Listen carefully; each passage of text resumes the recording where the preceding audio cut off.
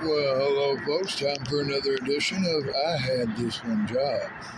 I had this damn job. I had this shitty job. Whatever we're going to be calling it. I had this one job. Well, this one's going to have hearts to it. A, B, C, etc. So I had this one job, episode 2A.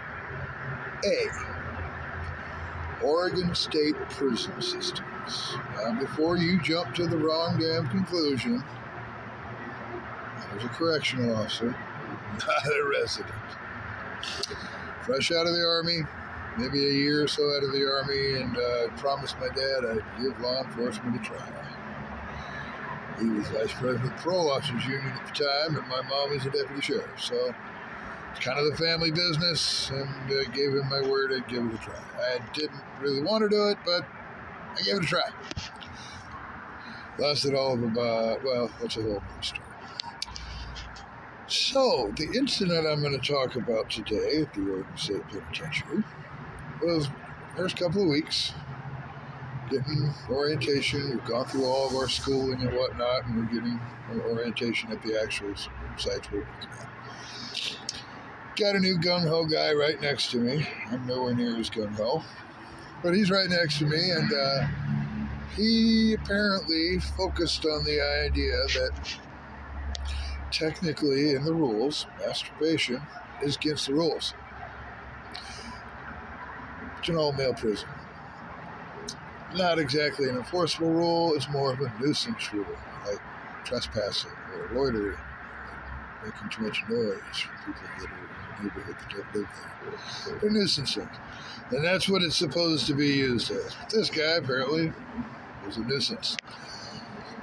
So, the reality of the rule is you can't stop from masturbating. Come on.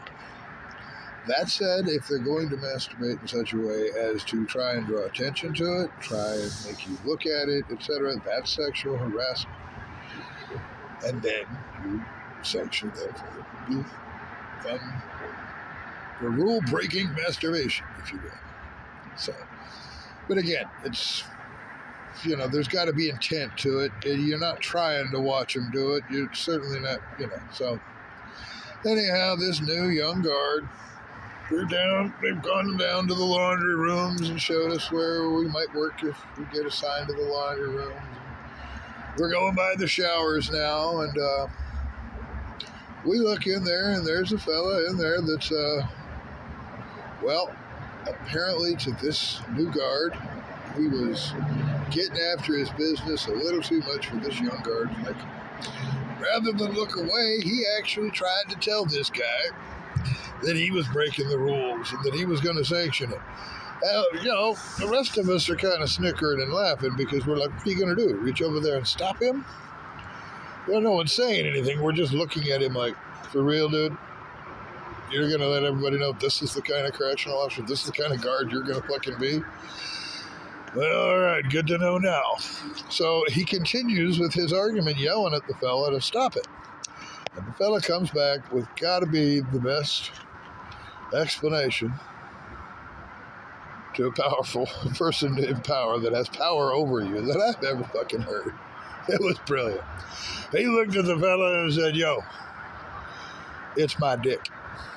I'll wash it as hard and as fast as I want to.